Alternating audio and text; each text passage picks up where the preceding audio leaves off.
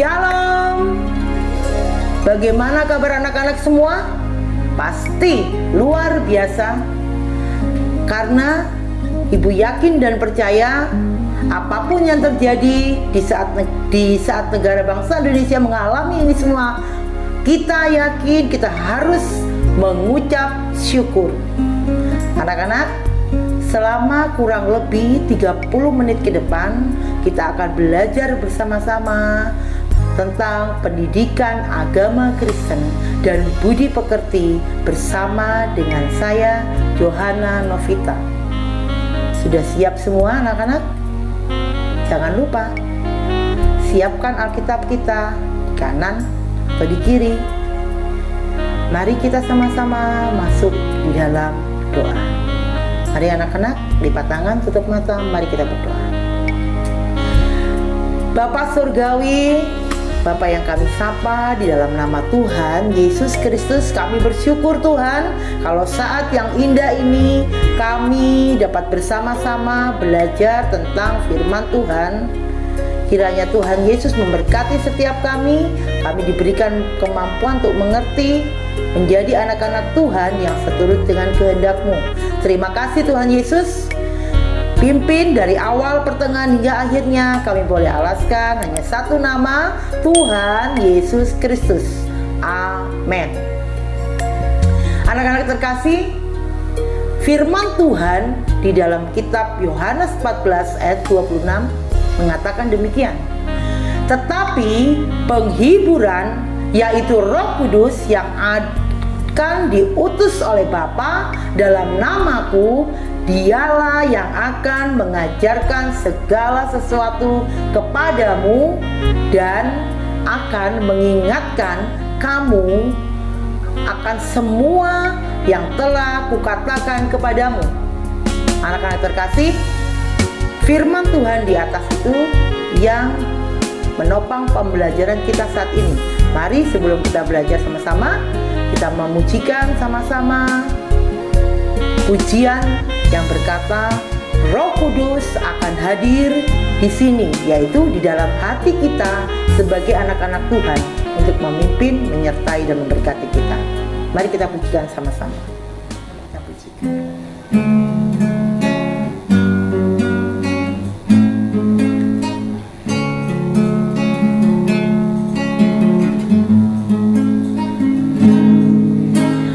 Roh Kudus, Kau hadir di sini. Roh Kudus, ku mengasihimu. Kau lembut, kau manis, kaulah penghiburku, penolongku, diutus Bapakku. Roh Kudus, Roh Kudus, Kau hadir di sini. Roh Kudus, ku mengasihimu. Kau lembut, kau manis, kaulah penghiburku, menolongku, diutus Bapakku. Kami membuka hati, untuk Roh-Mu Tuhan. Ku buka hati menyembah-Mu Yesus. Jamahlah aku, penuhi aku dengan kuasa Allah Maha Tinggi. Anak-anak terkasih, pujian ini nyanyikan dengan sungguh-sungguh. Sebelum kita masuk dalam pembahasan materi, kita undang Roh Kudus hadir dalam hati kita untuk memberikan pengertian. Kita mengenal firman Tuhan lebih dan lebih lagi seturut dengan kehendak Tuhan. Mari kita pujikan dengan sungguh-sungguh. Roh Kudus, Kau hadir di hati setiap kita. Roh Kudus, Kau hadir di sini. Roh Kudus, ku mengasihimu. Kau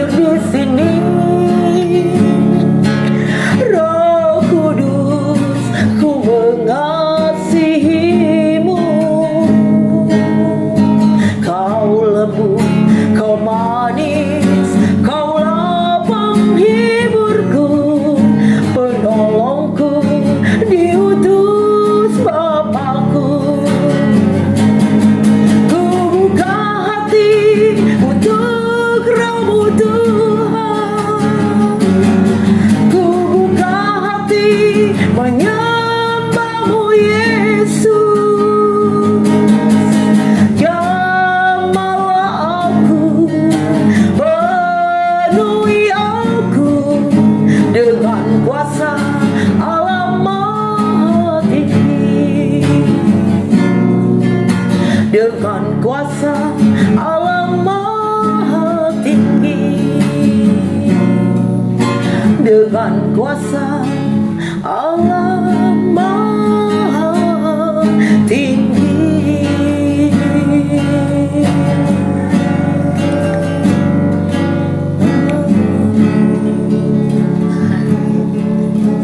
Anak-anak yang terkasih di dalam Tuhan Yesus, kalimat pujian di atas yang akan kita bahas bersama-sama, bahwa Roh Kudus selalu hadir buat kita semua.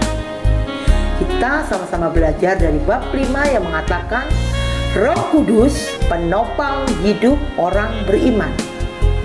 Anak-anak yang terkasih, anak-anak, kita tahu pencurahan Roh Kudus terjadi pada hari Pentakosta, yang berarti hari ke-50. Dan oleh gereja perdana, perayaan Pentakosta diberi nama baru, yaitu turunnya Roh Kudus. Kepada para rasul dirayakan hari yang ke-50 setelah kebangkitan Tuhan Yesus.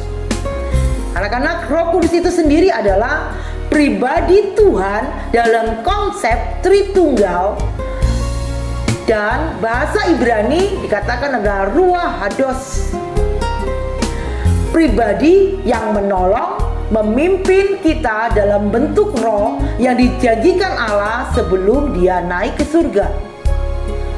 Roh Kudus merupakan roh yang berperan: 1. Menolong kita, 2. Memimpin kita, 3. Menghibur kita dan menjadikan teman yang setia buat kita semua yang percaya. Kita dapat baca nanti bersama-sama di 1 Korintus 2 ayat 9 sampai dengan ayat ke-14. Anak-anak terkasih, di dalam Alkitab ada 2 jenis karunia daripada Roh Kudus. Yang pertama, bersama-sama membahas. 1. Karunia yang mengutus mereka yang menerimanya. Karunia ini yang menguduskan diri kita seperti yang disebutkan oleh Nabi Yesaya, yang terdapat di dalam kitab Yesaya 11 ayat 2 sampai dengan ayat 3. Yaitu karunia apa, anak-anak? 1. Karunia berhikmat. 2. Karunia pengertian. Yang ketiga, karunia menasihat. 4. Karunia keperkasaan. Yang kelima, karunia pengenalan. Dan yang keenam, karunia takut akan Tuhan. Anak-anak, bagian yang kedua, karunia sebagai karismata dalam bahasa Yunani artinya anugerah. Karunia ini diberikan kepada kita untuk dapat menolong orang lain. Namun, anak-anak terkasih, tidak dengan sendirinya karunia itu menghasilkan pengudusan. Tapi pengudusan itu akan diberikan Allah secara cuma-cuma bagi kita yang setia kepadanya.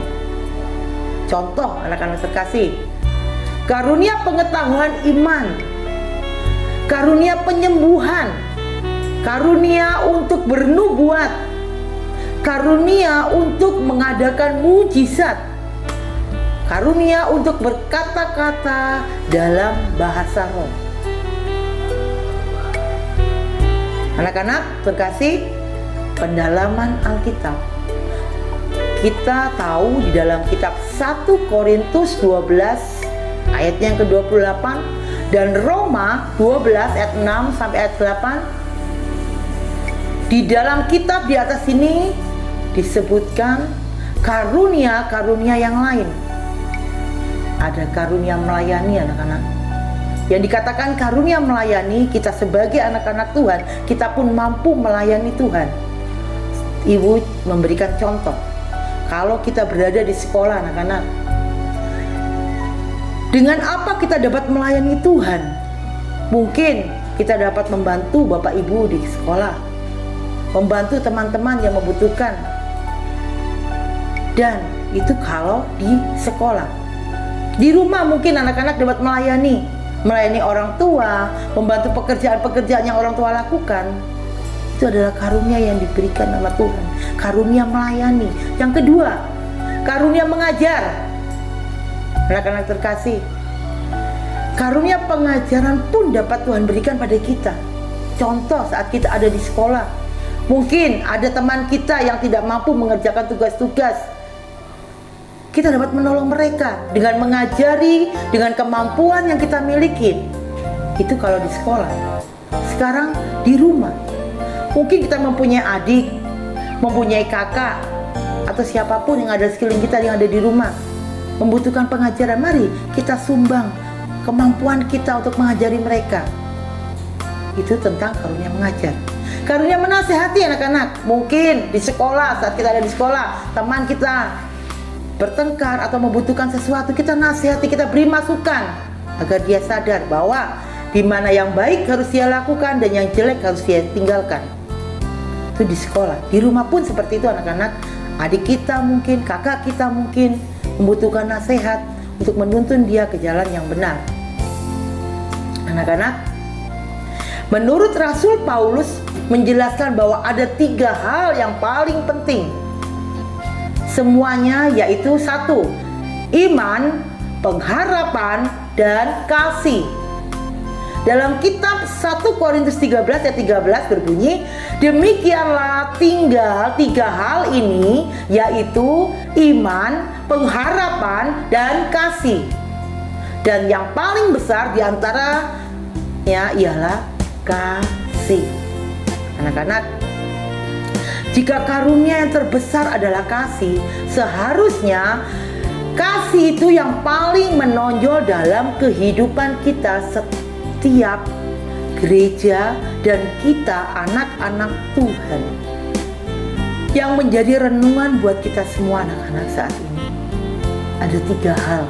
Yang pertama, apakah di dalam keluarga dan gereja ada yang namanya kasih anak-anak? Yang kedua, adakah kesediaan dan pengorbanan untuk orang lain? Dan yang ketiga, adakah kerendahan hati untuk menganggap yang lain lebih utama dari diri kita sendiri? Karena di dalam kitab Filipi 2 ayat ketiga, itu Tuhan Yesus mengajarkan. Jadi anak-anak terkasih, kalau ini semua ada dalam setiap kehidupan kita, maka ini adalah tanda-tanda pekerjaan Allah melalui Roh Kudus yang selalu bertumbuh ke arah Yesus Kristus sesuai dengan firman Tuhan Efesus 4 ayat ke-15. Oke, anak-anak terkasih, kita tidak membahas semua karunia Roh Kudus itu, melainkan hanya membatasi pada peranan Roh Kudus dalam penopang hidup kita sebagai orang-orang beriman, agar kita memperoleh kekuatan dalam menghadapi berbagai tantangan dan pencobaan. Anak-anak terkasih, janji Tuhan Yesus tentang Roh Kudus, Ibu akan menjelaskannya. Yang pertama, Roh Kudus menampakkan diri saat itu ada di dalam kitab Markus 1 ayat ke-10. Pada waktu peristiwa pembaptisan Yesus Kristus di Sungai Yordan, pada saat itu ia keluar dari air, ia melihat langit terkoyak dan roh seperti burung merpati turun di atasnya. Yang kedua, Roh Kudus memimpin Yesus di padang gurun saat dicobai dengan iblis. Nanti kalian bisa baca dalam Markus 1 ayat ke-12. Pada saat menjelang kematian, kebangkitan, dan kenaikan Yesus di surga, ia menjanjikan seorang penolong. Tadi seperti ayat yang ada di Yohanes 14 yang di atas tadi ayat 26, dikatakan demikian, penghiburan yaitu Roh Kudus yang akan diutus oleh Bapa dalam namaku, dialah yang akan mengajarkan segala sesuatu kepadamu dan akan mengingatkan kamu akan semua yang telah kukatakan kepadamu. Jadi anak-anak terkasih, dalam bahasa Yunani, Roh Kudus disebut sebagai Parakletos, yang artinya dipanggil untuk menolong dipanggil untuk menasehati, maka Roh Kudus akan menjalankan peran sebagai pengganti Tuhan Yesus ya, secara fisik saat dia sudah kembali kepada Bapa yang ada di sorga. Anak-anak, Roh Kudus di dalam kitab Korintus 2 ayat 8-14 mengatakan bahwa Rasul Paulus mengatakan pengalamannya yang sangat berat dan penuh penderitaan saat dia melayani. Memang dalam pelayanan tidak mudah dan mulus anak-anak. Tetapi dengan itu semua terjadi kepada Paulus, justru disitulah akan muncul peran Roh Kudus dalam kehidupan Rasul Paulus. Karena apa? Karena terdapat dalam kitab 2 Korintus 5 ayat ke-5 yang berbunyi demikian. Tetapi Allah lah yang justru mempersiapkan kita untuk hal itu dan mengaruniakan Roh kepada kita semua, jaminan segala sesuatu yang telah disediakan bagi kita. Jadi anak-anak terkasih, Roh Kudus akan selalu ada dalam diri kita yang percaya kepada Allah Bapa di surga, karena Roh Kudus itu dapat memberikan dua hal dalam kehidupan kita. Anak-anak, kita bahas satu persatu. Yang pertama adalah Roh Kudus memberikan penghiburan dan menguatkan. Ibu akan bahas satu persatu. Yang pertama adalah penghiburan, yang berarti jika kita bersedih, Roh Kudus hadir memberikan kekuatan buat kita. Yang kedua, sebagai penguatan, yang menguatkan hati kita melalui iman percaya kita kepada Yesus di saat kita mengalami suatu cobaan. Anak-anak, yang kedua adalah Roh Kudus menguatkan gereja dan umatnya. Jika Roh Kudus ada dalam diri kita, maka ia membuat hidup umatnya lebih baik dan sejahtera. Dan kita akan selalu dipimpin oleh Roh Kudus, memberikan semangat yang baru bagi setiap orang yang percaya, yang mau mengikut Kristus Yesus Tuhan. Anak-anak terkasih, pembahasan tadi tentang Roh Kudus menopang hidup orang beriman. Ada tugas yang akan Ibu berikan pada kalian. Semua kita belajar, Ibu pun dan kalian. Tugas itu adalah yang pertama, apakah setiap orang Kristen hidupnya dipimpin oleh Roh Kudus? Kalian bisa merenungkan, kalian bisa menjawab di dalam hati kalian. Yang kedua, sebutkan ciri-ciri orang yang hidup dipimpin oleh Roh Kudus dan orang yang hidupnya tidak dipimpin oleh Roh Kudus. Ketiga, bagaimana cara kita menghormati hadirat Roh Kudus saat kita beribadah bersekutu di hadapan Tuhan. Anak-anak terkasih, Roh Kudus adalah suatu pribadi yang sangat luar biasa buat setiap anak-anak Tuhan. Dan sebab itu, mari kita undang Roh Kudus untuk hadir dalam kehidupan kita, pribadi lepas pribadi kita. Mari anak-anak terkasih, kita masuk dalam satu doa. Mari kita berdoa. Bapa Surgawi, kami telah membahas pribadi Yesus, yaitu Roh Kudus yang Kau berikan pada setiap kami anak-anak-Mu. Tuhan Yesus, kami yakin dan percaya Roh Kudus yang ada dalam diri kami semua anak-anak Tuhan, yang akan selalu berkarya dalam kehidupan kami, baik saat kami melakukan tugas dan kewajiban kami. Terima kasih Tuhan, jadikan anak-anak-Mu terang dan garam di dunia ini. Terima kasih Tuhan Yesus, ini kami anak-anak-Mu.